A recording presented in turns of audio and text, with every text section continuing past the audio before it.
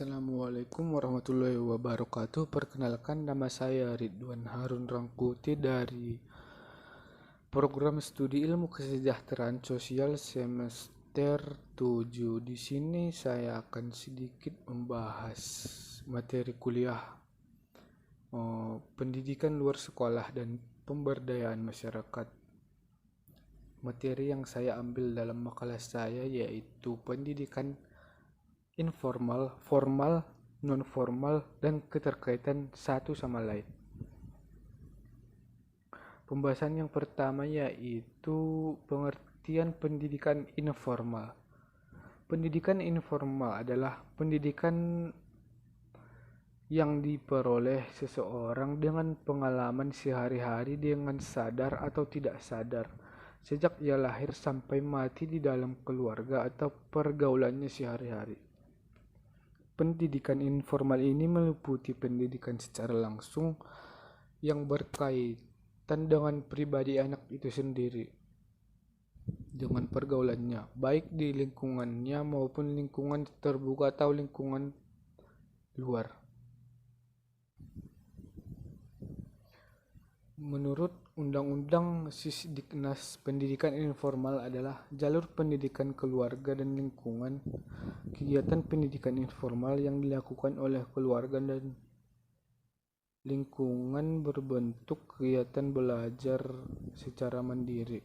Hasil pendidikan diakui sama dengan pendidikan formal dan non-formal setelah peserta didik lulus ujian sesuai dengan standar nasional.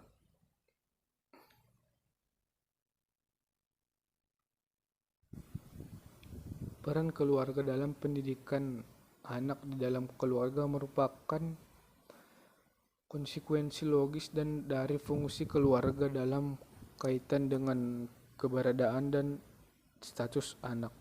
Orang tua dan anak sebagai komponen sistem utama keluarga merupakan suatu kesatuan dalam mencapai tujuan keluarga. Berikutnya itu fungsi pendidikan informal. Mengembangkan potensi peserta didik dengan menekan penekanan pada penguasaan pengetahuan dan keterampilan fungsional. Yang kedua yaitu pengembangan sikap dan kepribadian profesional. Berikutnya yaitu jenis pendidikan informal, yaitu yang pertama agama, kedua budi pekerti, ketiga etika, keempat sopan santun, kelima moral, dan terakhir sosialisasi. Pembahasan berikutnya yaitu pendidikan formal, merupakan pendidikan di sekolah yang diperoleh secara teratur, sistematis, bertingkat, dan dengan mengikuti syarat-syarat yang jelas, seperti lembaga pendidikan formal, sekolah yang lahir dan berkembang secara efektif dan efisien dari oleh serta untuk masyarakat, merupakan perangkat yang berkewajiban memberikan pelayanan kepada generasi muda dalam mendidik warga negara. Manfaat dan fungsi pembelajaran formal yaitu melatih kemampuan akademis anak dengan melatih serta mengasah kemampuan menghafal, menganalisa, memecahkan masalah, logika, dan lain sebagainya. Maka diharapkan seseorang akan memiliki kemampuan akademis yang baik. Manfaat yang kedua yaitu menggembleng dan memperkuat mental, fisik, dan disiplin. Ketiga yaitu memperkenalkan tanggung jawab. Tanggung jawab seseorang anak adalah belajar di mana orang tua atau wali yang memberi nafkah. Seseorang anak yang menjalankan tugas dan kewajiban dengan baik dan dengan bersekolah yang rajin akan membuat bangga orang tua, guru, saudara, family, dan lain-lain.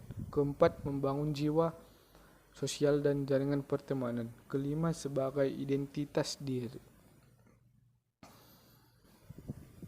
Pembahasan berikutnya yaitu pendidikan non-formal. Pendidikan non-formal adalah jalur pendidikan di luar pendidikan formal yang dapat dilaksanakan secara terstruktur dan berjenjang.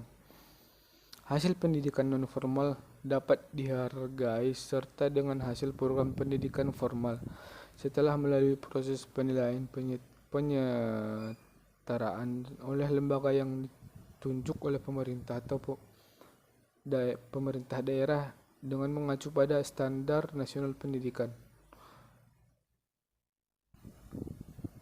Pendidikan non-formal mempunyai fungsi membelajarkan individu atau kelompok agar mampu memberdayakan dan mengembangkan dirinya sehingga mampu beradaptasi terhadap perubahan atau perkembangan zaman. Berdasarkan fungsi tersebut, pendidikan non-formal dapat melayani kebutuhan pendidikan suplemen pendidikan komplemen.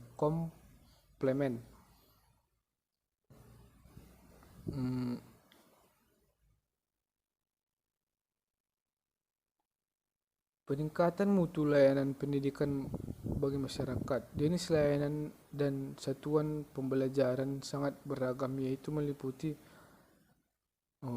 pendidikan kecakapan hidup, pendidikan anak usia dini, pendidikan kepemudaan, pendidikan kesetaraan, pendidikan pemberdayaan perempuan, dan terakhir pendidikan keterampilan dan pelatihan kerja.